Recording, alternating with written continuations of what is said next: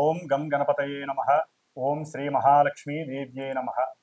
ఓం హిమకుందం మృణాలాభం దైత్యానాం పరమం గురుం సర్వశాస్త్ర ప్రవక్తారం భార్గవం ప్రణమామ్యహం.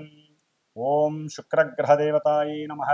ఓం నమస్తేస్తు మహామాయే శ్రీపీఠే సురపూజితే శంఖచక్రగదాహస్తే శ్రీ మహాలక్ష్మీ నమోస్తుతే.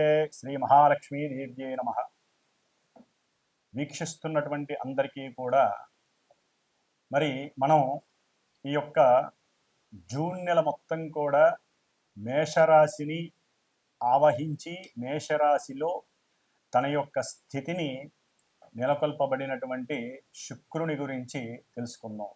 ఎందుకంటే ఇప్పటి వరకు దాదాపుగా 30వ తేదీ వరకు మే 30వ తేదీ వరకు 3.5-4 నెలల పాటుగా మరి ఈ శుక్ర భగవంతుడు అంటే శుక్రగ్రహము అటు శనితో రాహువుతో తన యొక్క సంచారాన్ని ముందుకు వెనక్కి ఆ యొక్క శని నక్షత్రాలలో ఉండి చాలా విధములైనటువంటి ఇబ్బందులు పడ్డాడు. ఎందుకంటే ఈ శుక్రుడు చాలా చాలా అందమైనటువంటి గ్రహము, చాలా ఉదార స్వభావం కలిగినటువంటి ప్రేమ కలిగినటువంటి గ్రహము, అత్యంత శ్రేష్టమైనటువంటి గ్రహము, రాక్షసులకే గురువు అయినప్పటికీ కూడా ఈ యొక్క మానవ లోకంలో మరి ప్రతి మనిషికి అందం మీద ఎంతో తను అందంగా ఉన్నాననే భావంతో తన యొక్క జీవితాన్ని ముందుకు తీసుకెళ్తూ ఉంటాడు. ఎందుకంటే ఆ యొక్క స్వాభిమానం లేకపోయినట్లయితే కనుక వారు అడుగు కూడా ముందుకు వేయలేని పరిస్థితి, బయటికి కూడా రాలేరు, మాట్లాడలేరు కూడా. కాబట్టి ఈ యొక్క శుక్రుడు దాదాపుగా ఈ మే 31వ తేదీ నుండి కూడా 29వ తేదీ జూన్ నెల వరకు కూడా దాదాపుగా 29-30 రోజుల వరకు కూడా ఈ మేషరాశిలో అటు అశ్విని నక్షత్రంలోను, అట్లాగే భరణి నక్షత్రం తన యొక్క సొంత నక్షత్రంలోను, కృత్తికా నక్షత్రంలోను తన యొక్క చారని సలుపుతూ ఉంటాడు.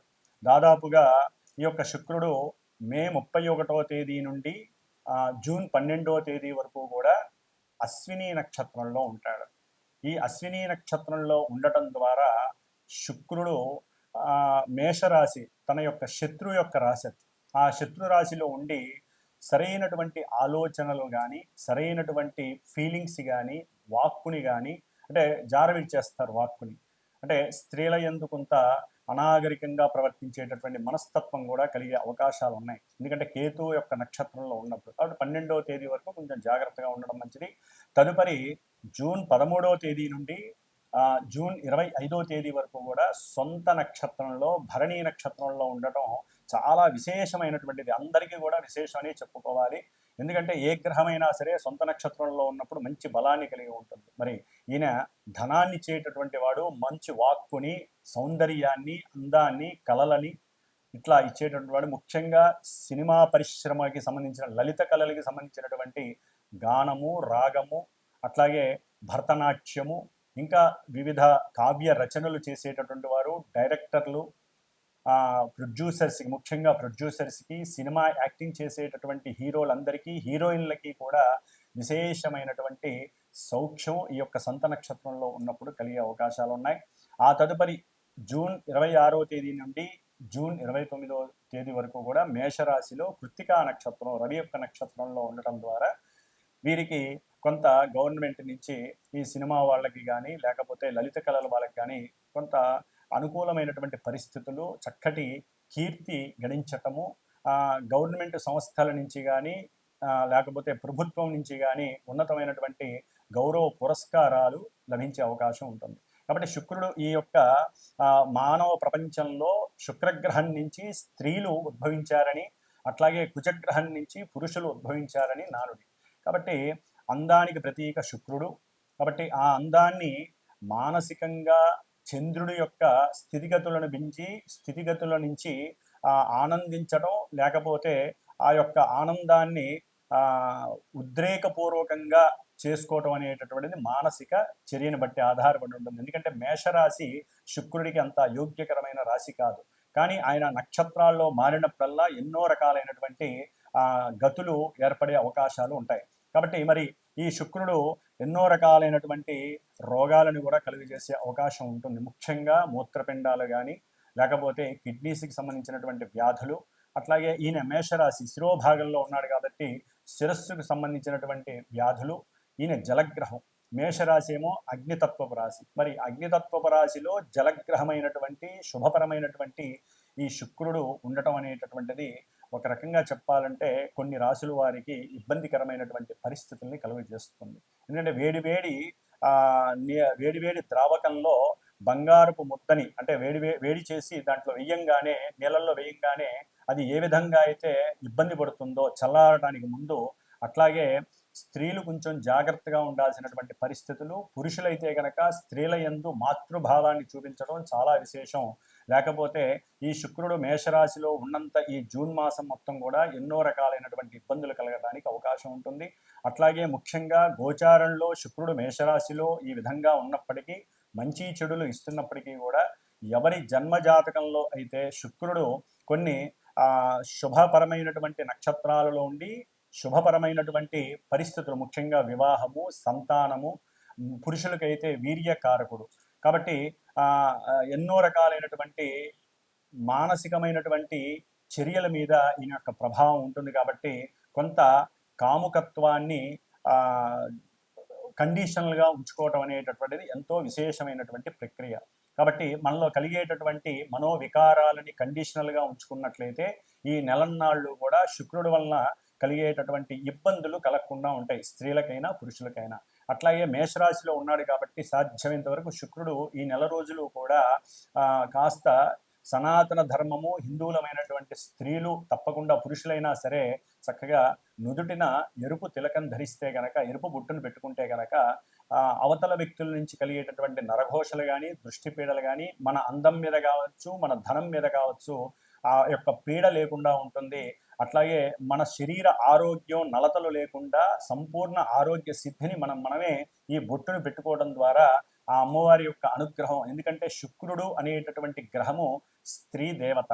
అంటే ఎక్కువగా వీరు మహాలక్ష్మి అమ్మవారిని, లలితా అమ్మవారిని ఆరాధించుకున్నట్లయితే ఈ నెల రోజులు కూడా చక్కటి సౌందర్యము, ఆనందము, విలాసము, ఉత్సాహము, అట్లాగే సంపూర్ణ ఆరోగ్యానికి పాటుగా అష్టైశ్వర్యాలను ఇచ్చేటటువంటి శుక్రుడు మీకు శుభాన్ని కలుగజేస్తాడు. కాబట్టి మరి ఈ మేషరాశి పర్యంతం ఈ శుక్రుడు వలన కలిగేటటువంటి వివిధ రకాలైనటువంటి చర్యలు ఏ విధంగా ఉంటే, ఇబ్బందులు ఏ విధంగా ఉంటే, ఏ విధమైనటువంటి సౌఖ్యాలు గడిస్తారు అనేటటువంటిది చక్కగా మనం మేషరాశి పర్యంతం కూడా మీనరాశి వరకు శుక్రుడు ఉన్నటువంటి స్థితిగతులను అనుసరించి ఏ రాశుల వారికి ఈ శుక్రుడు శుభత్వాన్ని కలుగజేస్తాడు, ఇబ్బందులు కలుగజేస్తాడో తెలుసుకుందాం. ఓం శ్రీ మహాలక్ష్మీదేవ్యే నమః. తులారాశి వారికి మే 31వ తేదీ నుండి కూడా జూన్ 29వ తేదీ వరకు కూడా ఈ తులారాశి వారికి తులారాశిలో ఉన్నటువంటి మరి చిత్తా నక్షత్రము, స్వాతి నక్షత్రము, విశాఖ నక్షత్రము, ఈ 3 నక్షత్ర జాతకులకి కూడా మరి రాస్యాధిపతి అయినటువంటి భోగకారకుడు, యోగకారకుడు, ఆనందకారకుడు, ధనకారకుడు అయినటువంటి, ముఖ్యంగా కలత్రకారకుడు అయినటువంటి శుక్రుడు సప్తమంలో ఉండటం ఈ నెల రోజులు కొంత ఇబ్బందికరమైనటువంటి పరిస్థితులుగా మనం తెలుసుకోవాలి.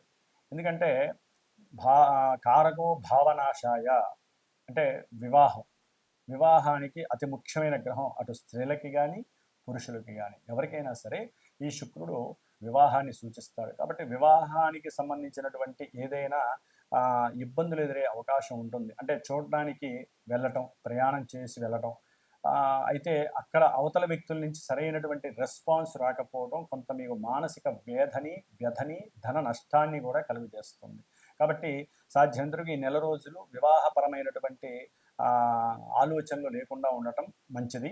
అట్లాగే దంపతులు, ముఖ్యంగా భార్యాభర్తలు ఎవరైతే దాంపత్య పరంగా ఉంటారో వారికి కొంత దాంపత్యపరమైనటువంటి అసౌకర్యకరమైనటువంటి ఇబ్బందులు ఎదురయ్యే అవకాశం ఉంటుంది.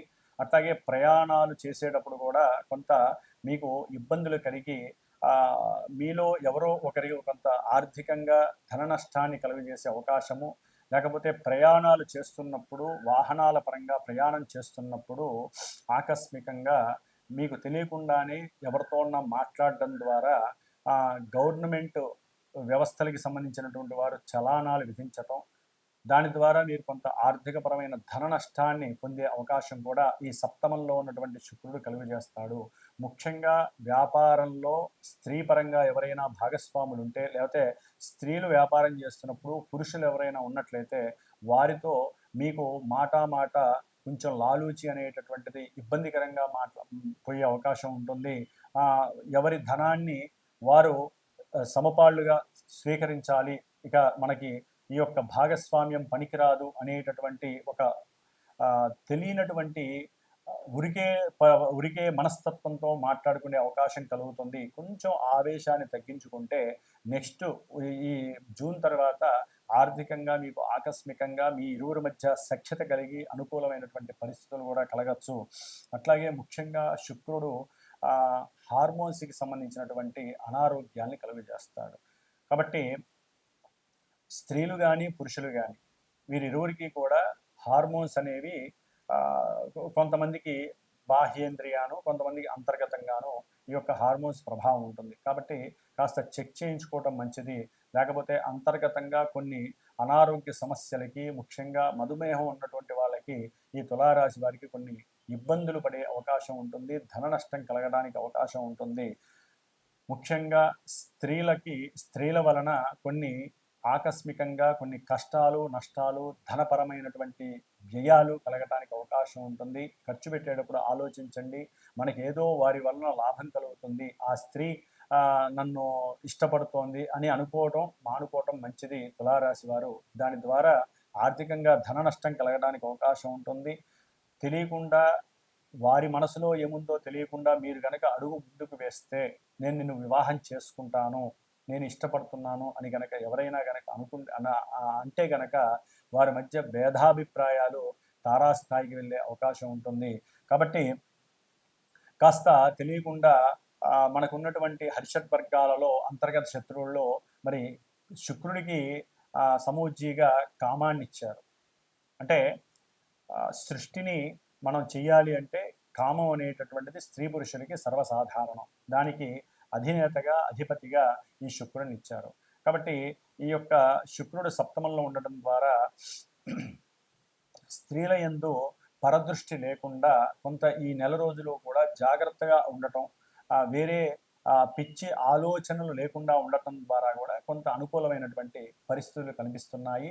తండ్రి పరంగా కూడా కొంచెం, అంటే కుటుంబంలో భార్యాభర్తల్లో ఎవరైనా తండ్రి వలన ఇబ్బందులు పడుతుంటే కనుక వారితో మాట్లాడేటటువంటి అవకాశం కూడా తగ్గించుకోవడం మంచిది. అది ఇంకా ఎక్కువయ్యే అవకాశం ఉంటుంది. అంటే మామగారి విషయంలో ఇటు భార్యాభర్తలు ఎవరికైనా సరే కొంత మాట పెరిగే అవకాశం ఉంటుంది. కాబట్టి కొంచెం జాగ్రత్తగా ఉండటం చాలా విశేషమని చెప్పుకోవాలి. అట్లాగే ముఖ్యంగా తులారాశి వారికి భార్యపరమైనటువంటి అనారోగ్యము, శిరోబాధ కావచ్చు, లేకపోతే వారి యొక్క గాల్ బ్లాడర్కి సంబంధించినటువంటి, లేకపోతే మూత్రకోశాలకి సంబంధించినటువంటి, యూరినల్కి సంబంధించినటువంటి విషయాలలో కొన్ని అనారోగ్య సమస్యల వలన కూడా ధనపరమైనటువంటి ఇష్యూస్, ఇబ్బందులు కలగటానికి ఎక్కువగా అవకాశాలు ఉన్నాయి. కొన్ని అనుకూలమైనటువంటి వ్యాపారంలో అనుకూలంగా జరిగే అవకాశాలు, ధనలాభం కలగటానికి కూడా అప్పుడప్పుడు ఈ నెల రోజుల్లో మీకు అవకాశాలు కూడా కలగడానికి అవకాశం ఉంటుంది. ఏదేమైనప్పటికీ భార్యాభర్తలు దాంపత్యం అనుకూలంగా ఉండటానికి, ఎటువంటి మనస్పర్ధలు లేకుండా ఉండటానికి పార్వతీ పరమేశ్వరుడికి సంబంధించినటువంటి అర్ధనారీశ్వర స్తోత్రాన్ని చదవండి. నిత్యము కూడా స్త్రీ కానీ పురుషులు కానీ ఎవరైనా సరే కాస్త లలితా సహస్రనామానికి సంబంధించినటువంటి స్తోత్రాన్ని చక్కగా ఒక్కసారి చదువుకోండి. ఆ బొట్టు పెట్టుకోవడం ద్వారా చాలా సౌఖ్యము, శుభము, అన్యోన్య దాంపత్య ఆనుకూల సిద్ధి, సత్సంతాన వృద్ధి కలగడానికి అవకాశం ఉంటుంది. ఓం శ్రీ మహాలక్ష్మీ దేవ్యై నమః.